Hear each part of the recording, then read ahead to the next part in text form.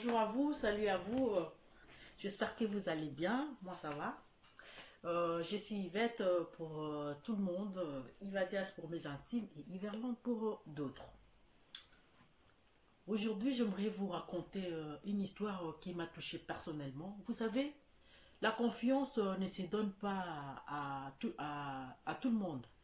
C'est quelque chose qui se mérite et nous devons nous méfier. Si je dis nous devons nous méfier parce que plus d'une personne abuse de notre confiance pour, pour profiter derrière nos dos ou encore par naïveté, soit encore par ignorance, soit encore par excès de confiance ou encore par familiarité, par amitié. Ils profitent de la confiance que nous leur avons donnée pour pouvoir nous poignarder au dos ou encore pour nous jouer de sales tours. Et moi j'en ai vécu ces sales tours. Oui, aujourd'hui, je vais vous raconter une histoire que j'ai vécue personnellement. Ça m'a causé beaucoup de troubles au niveau de mon moral. Et ça a vraiment affecté mon mental. Et des fois, je me demande si vraiment il faut continuer à faire confiance aux gens. C'est l'histoire d'un agresseur, oui. On va l'appeler Toto, comme son nom commence par T. Euh, on va l'appeler Toto, c'est un camarade, hein, c'est un collègue avec qui on s'est connus ici en France. C'est vraiment un collègue, on appelle Toto. Hein. C'est pas son nom, c'est pas Toto, son nom, l'initiale de son nom, ben oui, la première lettre c'était. C'est un ami que je connais, non pas un ami du tout, c'est un collègue, un camarade qu'on s'est connus en formation. Et on a fini, j'ai commencé à chercher, je traversais une période assez difficile. Quand j'ai fini ma formation, on essayait de poster des CV par-ci, par-là, et on attendait des retours. Et on continue aussi à chercher, non pas seulement par rapport au domaine que nous avions été formés, mais il y a tant de domaines qu'on voulait bien. Ben, j'étais vraiment à fond sur cette histoire de recherche d'emploi là. Et je reçois son coup de fil. Et Toto me dit, Yvette, qu'est-ce que tu fais? Je lui dis, non, ben, je ne fais rien du tout, je suis allongé sur mon lit. Il me dit, mais il fait bon dehors. En plus, c'était en été. Hein. Il me dit, il fait bon dehors. Je dis, ah bon? Ben, c'était vers 17h, je crois. Je dis, ah bon, bon moi j'ai la flemme de sortir à l'extérieur, ben, je préfère rester chez moi. Non, depuis le matin, tu n'as pas bougé. J'aimerais te montrer quelques offres que j'ai reçues, et il y a aussi une dame avec qui, parce que c'est un Guinéen, c'est un homme, c'est une dame qui m'a demandé de chercher une femme ou une fille, parce que chez elle, là-bas, là où elle bosse, on est en train de recruter, donc l'entreprise est en train de recruter. Je me suis dit, bon, ben, on fait comment pour que je puisse rentrer en possession de ces offres. Et puis il me dit non, ben, comme tu n'es pas sorti de la journée, il est 17h, il faudrait venir vers chez moi, comme ça tu pourras récupérer les offres en question. Ben, je ne me doutais même pas de quoi que ce soit, c'est vraiment un camarade, on parle au téléphone, puis voilà. Je ne me doutais même pas de quoi que ce soit. Je lui dis, ben, je vais m'apprêter pour aller. Je lui dis, bon, laisse-moi m'apprêter, comme ça je viens vite fait, je vais faire un aller-retour à R, comme ça je vais retourner à la maison. Il me dit, ok, ça va, d'accord. De toute façon, moi je n'ai pas de boissons chez moi. Je n'ai pas de boissons chez moi. Je ne sais pas, quand tu viendras, peut-être je n'aurai rien à t'offrir.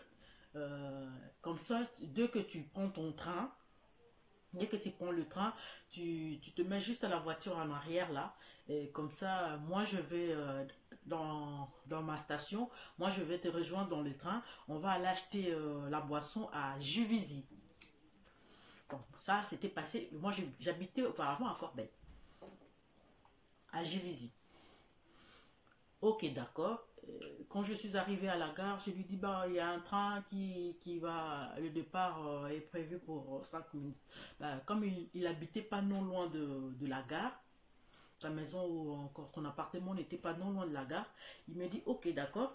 Comme ça, moi, je précède pour attendre le train au niveau de la gare. Et j'ai pris le train, on est parti, arrivé à Évry-Val-de-Seine, parce qu'il habitait Évry-Val-de-Seine. On arrive à Évry-Val-de-Seine, il me voit, ah, ça va, on se salue, et puis, d'accord, on va aller à Juvisy pour qu'on achète à boire, la boisson. Et puis, chez lui, je n'ai jamais été, on ne parlait qu'au téléphone, de temps en temps, comme il fréquentait beaucoup Corbeil, de temps en temps, il passait, on se voyait vite fait, c'était beaucoup plus de communication par téléphone, quoi, parce qu'on avait vraiment gardé contact. Pardon.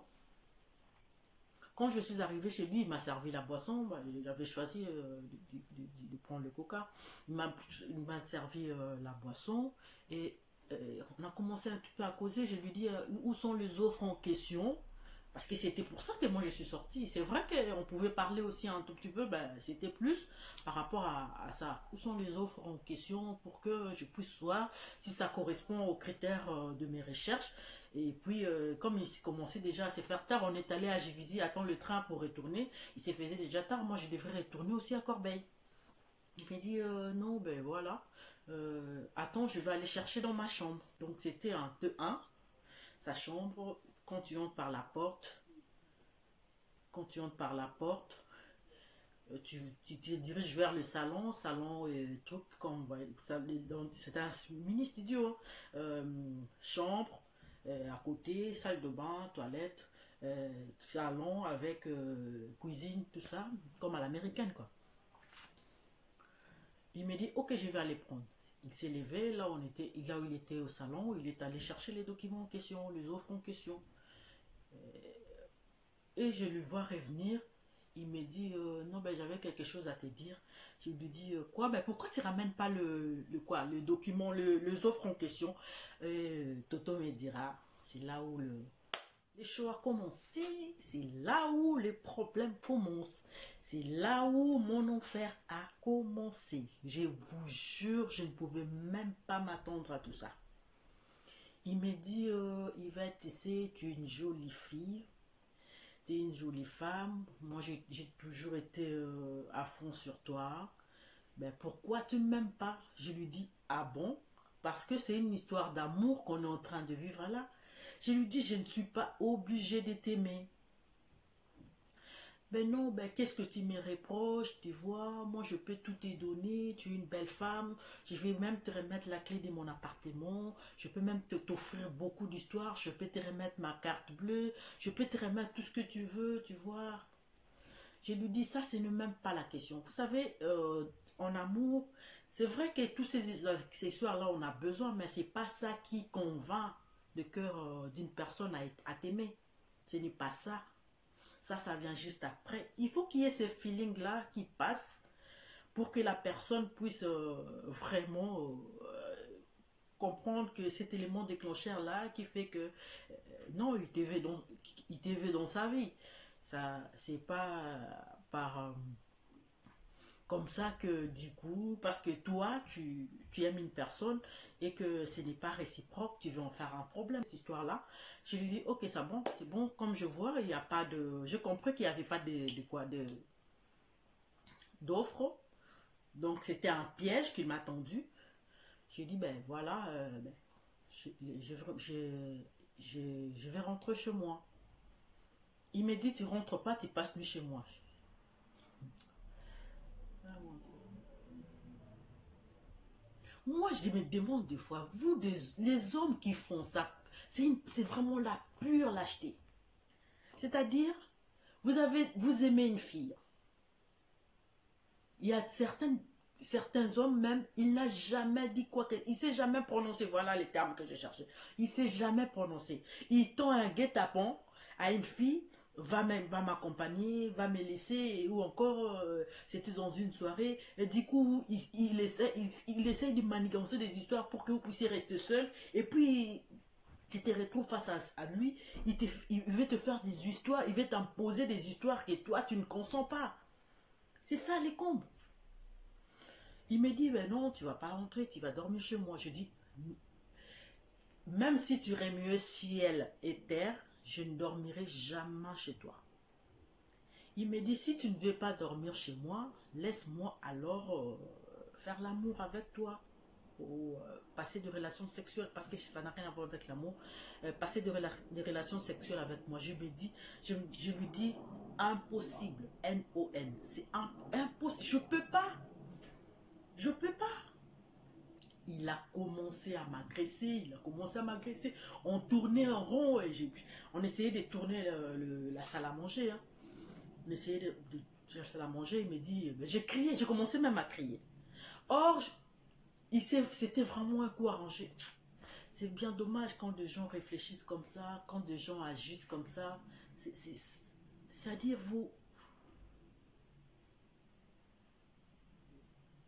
c'est triste. C'est-à-dire, vous jetez de la salive sur la confiance d'une personne.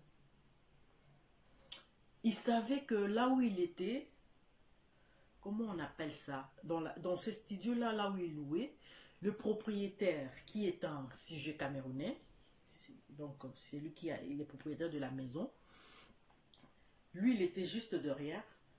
Heureusement que c'était pas des genres appartements, étages et consorts, c'était vraiment une maison, et derrière ils ont construit ce studio-là, mais ça donnait aussi l'entrée, il y avait une porte qui donnait l'entrée à la grande maison. Ben il savait, je retourne pour dire pourquoi j'insiste, pourquoi il savait en plus que les gens de la grande maison étaient en vacances au Cameroun, donc ils n'étaient pas là, cette famille-là n'était pas là, donc il est resté lui-même occupant de cette parcelle.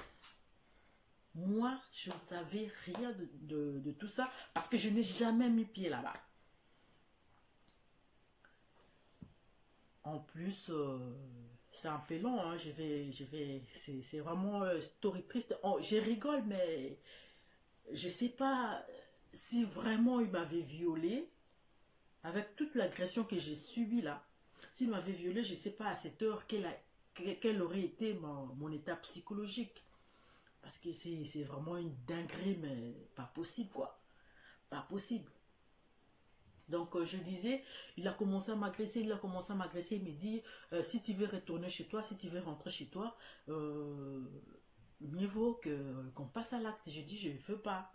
J'ai crié tellement, il me dit, même si tu cries, il n'y a personne. C'est en ce moment-là que je suis qu'il n'y avait personne dans la parcelle. Il me dit, même si tu criais, il n'y a personne pour t'écouter parce que je suis seule. De toutes les façons, là, maintenant, on est arrivé chez lui vers 18h. Il est 19h passé, 20h, 21h. Je lui dis, laisse-moi appeler mon frère. Laisse-moi appeler mon frère pour lui dire que je suis ici parce qu'il va s'inquiéter. Il va s'inquiéter. Je lui ai dit que j'allais vite récupérer un truc. Donc, laisse-moi téléphoner. Il me dit, si tu essayes de passer un appel, je vais casser les téléphones. J'étais vraiment stressée de ouf alors. Stressée de chez stressée. Je lui dis, ok, je ne pouvais que tempérer parce qu'à ce stade-là, même si je faisais le dur, ben, il a bloqué la maison. Il me dit, voilà la clé, hein. C'est à toi de choisir, soit on passe à l'acte, soit tu dors ici. De toute façon, je dis, ben moi je vais appeler la police parce que ça maintenant, c'est une séquestration et c'est aussi du viol. Il m'a dit, de toutes les façons, même si tu appelais la police, attends que je puisse passer l'acte, au moins, il y aura un motif par rapport à mon arrestation. Si on m'arrêtait sans pour autant que je puisse passer l'acte, moi je ne vois pas d'importance, d'intérêt. Donc, je t'ai dit, il ne faut même pas penser à toucher ton téléphone pour faire quoi que ce soit.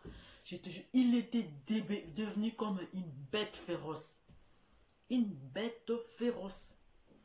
Heureusement, ces jours-là, j'avais mis sur moi un pantalon. Ces pantalons-là pour l'enlever même chez moi à la maison, j'ai toujours du mal à faire sortir le pantalon. Tellement que ça me serre trop fort. Je sais pas, les bons dieux étaient là ces jours-là avec moi. Il a été toujours avec moi, mais ces jours-là, il était vraiment spécial avec moi. Oh, merci mon Dieu, comme je t'aime beaucoup. Oh mon Dieu. Il a essayé de m'enlever. Tellement je me débattais pour pas qu'il m'enlève le pantalon. Il m'a dit, bon, de toute façon, je te laisse le temps de réfléchir. Comme il s'est fait déjà tard, je n'ai pas de pain chez moi. Je n'ai pas de pain, j'ai que la boisson. Je n'ai pas du sucre, je crois, c'est ce qu'il a dit. Il avait cité quelques trucs. Laisse-moi aller acheter quelque chose chez le marchand du coin, je crois. Chez le marchand du coin. Et puis, je reviens. Ben, j'ai commencé maintenant à les supplier. Comme j'étais enfermée, je ne pouvais pas. J'ai commencé maintenant quand il m'a dit ça, je lui supplie. Non, on va aller ensemble. Comme ça, on va retourner pour dormir. Il me dit, mais je te connais, dès que tu seras à l'extérieur, tu vas crier, il y aura du monde qui viendra te secourir. Donc, je ne veux pas prendre ce risque de pouvoir t'amener avec moi à l'extérieur. Toi, tu vas rester. Moi, je vais aller acheter. Je lui dis, tu vas aller acheter où? C'est où le magasin de ce marchand-là? Il a dit, ben, il faut aller un peu plus loin là. Par contre, je ne connaissais pas le coin. Je ne connaissais pas non plus les noms de la rue. Donc, c'était ma toute première fois que je puisse arriver là-bas. Je ne connaissais pas non plus les noms de la rue en plus. Oh là là là là là là là là là. Je lui supplie, laisse-moi partir avec toi. Il me dit de toutes les façons, s'il n'y a pas chez l'épicier du coin là, il est fermé, je serai obligé de prendre le train pour aller à Corbeil. Je dis, mais je vais à Corbeil, il s'est fait tard, laisse-moi au moins aller à Corbeil, comme ça on va faire un programme. Le jour où je serai prête, je viendrai, comme ça on va faire tout ça. Laisse-moi au moins la possibilité de pouvoir être d'accord avec ce que j'aimerais faire, pour que ça ne puisse pas se présenter comme étant un acte de violence. Il me dit, peu importe ce que tu peux dire là, peu importe tous ces blabla là que tu es en train de me raconter là, aujourd'hui, tu vas dormir chez moi. Il passe un coup de fil, je vois, il dit, prends la personne, je vais te parler. Je dis, c'est quelle personne qui veut me parler? Je prends le téléphone, c'était sa soeur. Elle me dit, voilà, mon frère est vraiment fou amoureux de toi. Faut pas tenir compte de tout ce qu'il est en train de faire comme acte, il le fait par amour. Je lui dis non, c'est pas de l'amour qu'il est en train de faire parce qu'il m'a séquestré. L'amour, ça marche pas comme ça déjà. Il m'a séquestré sans que je puisse donner mon accord. Je suis venu chercher quelque chose et il m'a enfermé. Donc, je vois pas comment vous pouvez expliquer, vous deux, cette histoire fou amoureux. Moi, je comprends rien du tout. Non, il va te laisser, de toute façon, il va te laisser partir. Je lui ai parlé, quand il m'a dit que tu étais là, je lui ai dit de te laisser partir. Et je me suis dit, ok. J'ai remis le téléphone. Je vois le monsieur, Toto, qui arrive. Il me dit, ok, tu as entendu, comme ma sœur a dit, il faut être gentil avec moi, il y aura moins de problèmes. J'ai toujours été gentil avec des filles. Moi, je n'ai jamais été violent. C'est toi qui me pousses à bout parce que tout ce que moi, je suis en train de te dire, tu refuses de faire alors que j'étais... dit mes sentiments vis-à-vis de toi. Je ne sais pas pourquoi tu hésites. Moi, j'aimerais vraiment que tu sois ma femme. Et quand je vais appeler... il y a ma jumelle qui m'appelait. Comme il m'interdisait de répondre, j'ai relancé l'appel. J'ai appelé ma jumelle. Je lui ai expliqué. Il me dit, ah là là, il n'y a pas moyen que tu puisses casser par la fenêtre, essayer de crier encore un peu plus fort. Peut-être que le gens d'à côté, les voisins d'à côté pourront réagir. Il m'a dit, bah, essaye de crier un peu plus fort, essayer de voir si, comme il y avait comment on appelle là, de l'antivol dans chaque fenêtre. Il me dit, vas-y voir un peu. Peut-être qu'il a laissé la fenêtre de sa chambre ouverte. Vas-y voir si c'est ouvert, comme ça tu pourras même sortir par la fenêtre.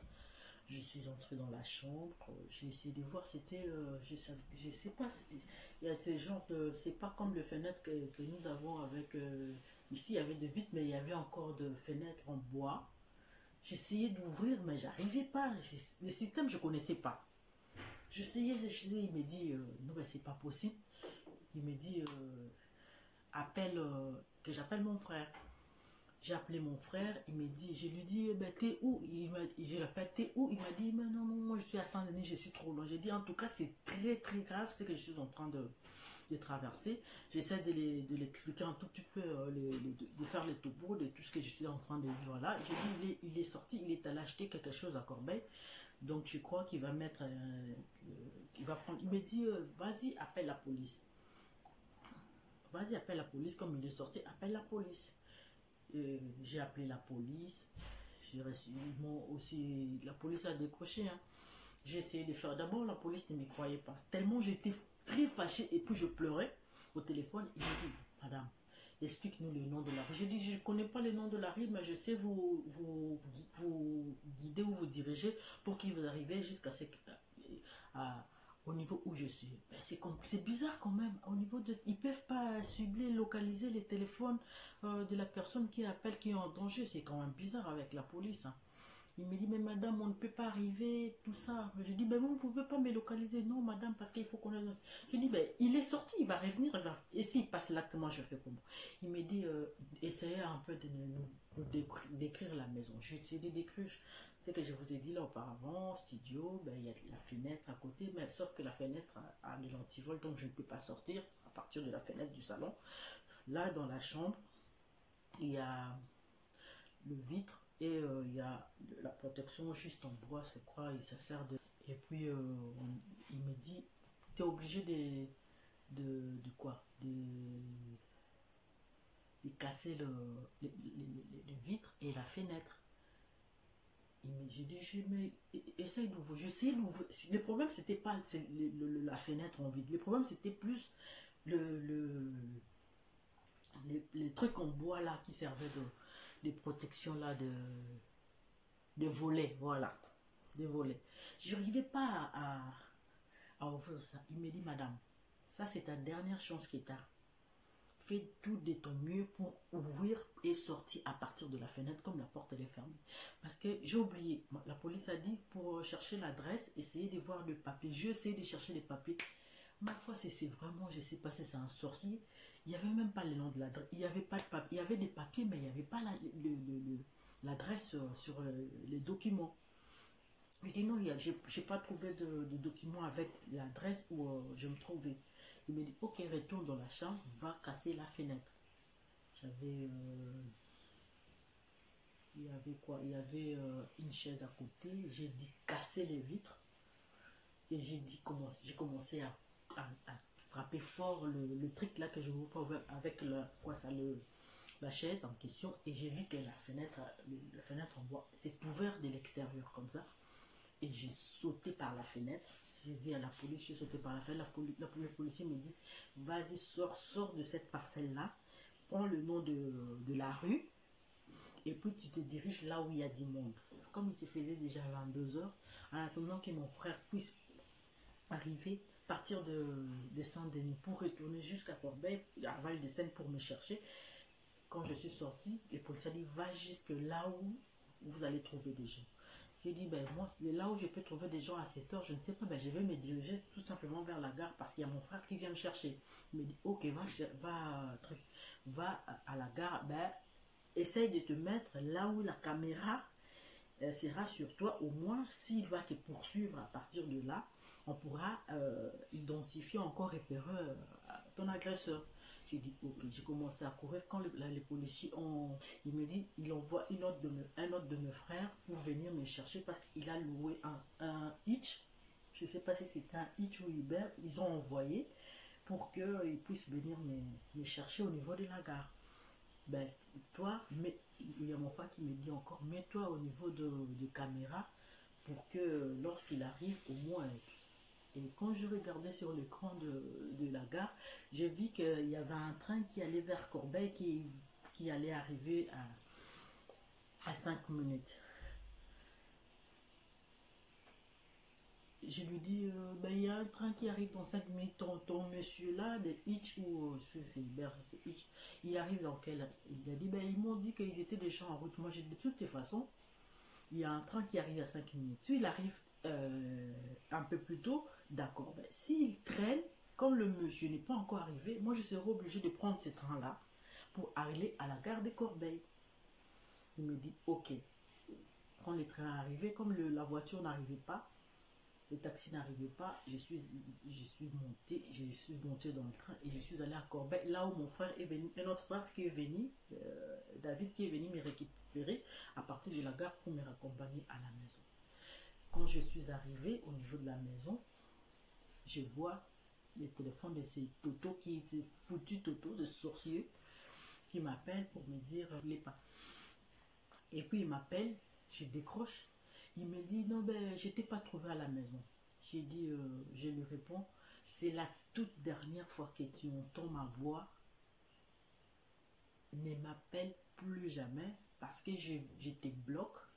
Fais comme si dans ta vie, tu n'as jamais connu d'Yvette. Parce que c'est que tu viens de faire là. Sache-le que la police est déjà informée. Il me dit, d'accord. J'ai raccroché, il commençait à appeler, j'étais obligée de le bloquer. J'ai bloqué son téléphone, je me suis dormie et ça m'a fait à peu près une semaine d'harcèlement. Il changeait les numéros de téléphone pour appeler, à chaque fois que j'ai décroché c'était lui, je suis allée à la police pour dire que j'étais harcelée par rapport au nombre d'appels. Il me dit non, il faut aller au niveau des frais, mon opérateur, sortir je sais même pas comment, j'ai oublié le nom là, ce papier là qui montre réellement qu'il y a eu plusieurs fois le même numéro de téléphone. Il faut que ça dépasse au moins, je sais pas si 30 fois pour que l'harcèlement l'acte puisse être considéré comme étant l'harcèlement. Je suis rentrée chez moi, il y a mon frère qui l'a appelé, qui a laissé un mot sur son répondeur parce qu'il n'avait pas répondu. Il a vraiment menacé alors. Et c'est à partir de là que tout a été arrêté. Voilà mon histoire de mon agresseur. J'ai failli vraiment être violentée par une personne qui, je pensais être une personne de confiance. Vous devez faire très attention parce que c'est pas tout le monde qu'il faut se confier. Bien des gens profitent aussi de notre confiance pour pouvoir faire des choses. Vous garçons, si une fille ne vous aime pas, c'est pas du forcing, faut pas vous imposer, faut pas faire de la violence à la femme parce que ce n'est pas l'amour, ça c'est consent, quand on aime, les deux parties doivent être d'accord sur l'affaire. C'était ça, Story Time, j'espère que vous allez comprendre et vous allez tirer des leçons encore que moi je n'ai pas tiré par rapport à ce que je viens de vous raconter. On s'est dit pour une prochaine vidéo et au revoir.